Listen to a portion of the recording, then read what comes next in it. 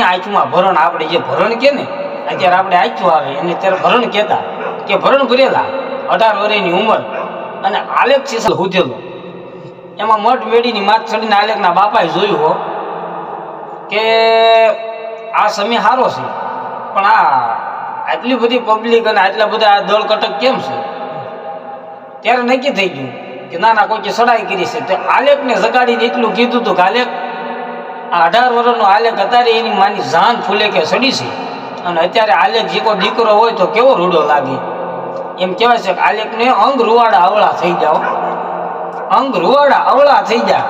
અને આલેખ શીશાણા એમ કહે છે કે લાલ ત્રોંબાજી આખું થઈ ગયું અને આલેખ એમ કહેવાય છે એક તરવાર છૂટી કરી અને ઘોડામાં બેસી ગયો એમ કહેવાય છે કે આલેખ શીશાણો આ દુનિયાની અંદર એવો કોઈ પણ હજી સુધી માણા નહીં પણ હોય હું એમ કહું છું શીશાણા પરિવારમાંથી કહેતોય ગયો હતો પણ આલેખ જેવો કોઈ માણા ન મળે આલેખ એ ધીંગાણું કર્યું ધીંગાણામાં એમ કહે છે આમાં 1.5 જણાને કાપી નાખ્યા 1.5 જણા આશી આખું દળ કટક કાપી નાખ્યો એમાં બેસીને બીજા ભાગી જાય એટલે બેસી ગયા અને બાકીના બધાને કાપી નાખ્યા પણ આલેખ શીશાણાના પોતાના શરીરની માથે આ સાંભળી રહી ને એમાં બધા આ સાંભળીની માંથી ક્યાંય સાંભળી ન મળે ભાઈ 4 પનિયા બાંધ્યા આલેખ શીશાણા આમ પોતે આવ્યો કરી એમ થાય ભાઈ આખો લોહી નીતરતો અને હા વેળા થઈ ગઈ હતી એટલે આલેખ શીશાણો ઘરે આવ્યો કે ભાઈ બાપુ હવે તૈયારી કરો મારો છેલ્લો આ ટાઈમ પૂરો થવાયો છે અને આલેખ પાલિખ્ય ન હોય આલેખ પાલિખ્ય ન હોય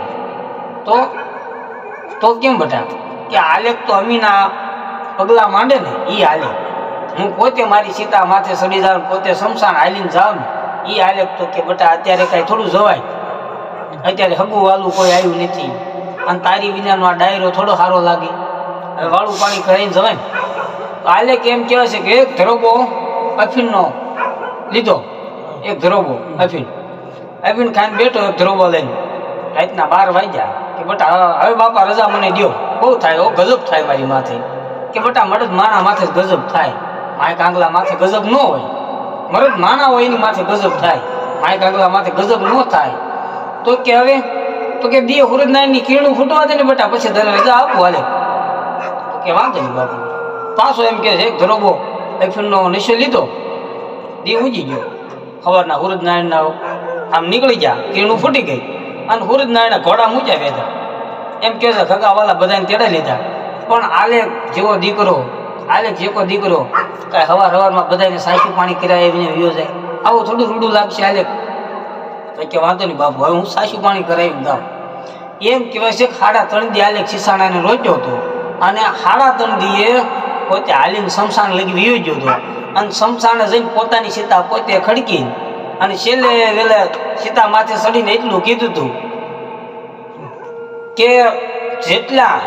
શીશાણા પરિવાર છે ને એને ગમે એવું યુદ્ધ થાય ગમે એટલું વાગશે તો ધનુ નહીં ઉપડે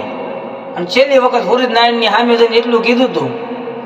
કે જીણ મરણ લગ માણ રાખે છે કાચે પર આવું ઉગ્યો તું તો અરુડ કરવર અંધારા ગયા